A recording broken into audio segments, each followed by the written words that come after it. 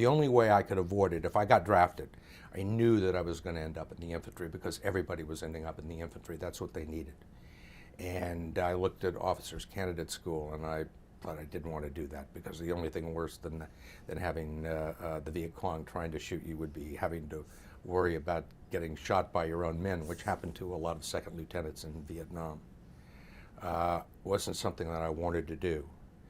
So my other alternatives were join the Air Force or the Navy, and that was another 4-year commitment. But I could enlist in the Army and have some control over what I wanted to do.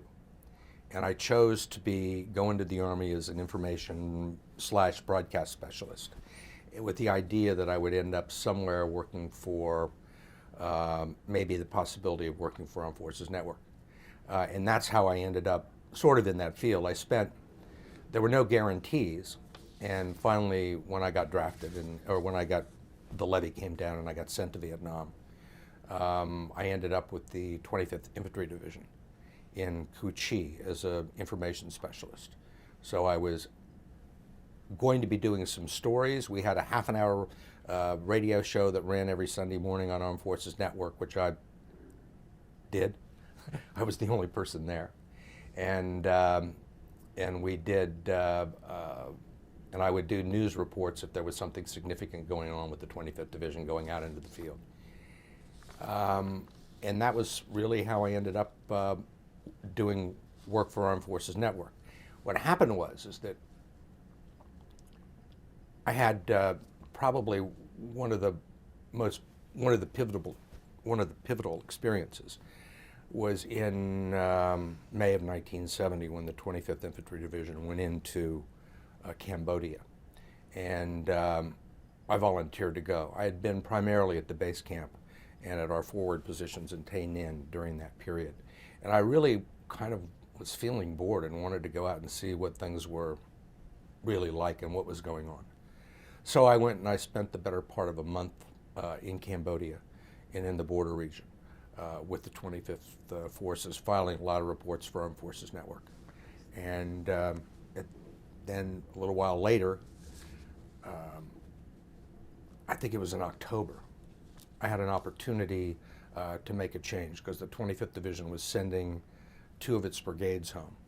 And my information officer, I was going to be reassigned to the 1st Cavalry Division, and I didn't want to do that. I just said, I'd like to be able to go out and try and find a job, and they said, fine, go ahead. So I went to Armed Forces Network, and where I knew a lot of people, and got an offer there. And I also went to Stars and Stripes, which was the military newspaper, and a much better vehicle for journalism. There was no censorship. We had, you could go out and were free to report on almost anything, and you had a great group of people. The staff was made up of guys from the Washington Post and the New York Times, and who had been drafted just like me, the Wall Street Journal. And so I decided to take that job rather than Armed Forces Network, and it was a terrific experience. I traveled all over the country covering the war, side by side with the network people and with the top print reporters. Oh, I think it was the foundation for everything. It just solidified everything that everything I'd thought about the profession, and made me want to do it even more. I thought about staying in Vietnam and going to work for Reuters or AP or one of the radio networks as a stringer, and decided that I'd had enough of it and I wanted to go home for a while. But it was a fabulous experience, and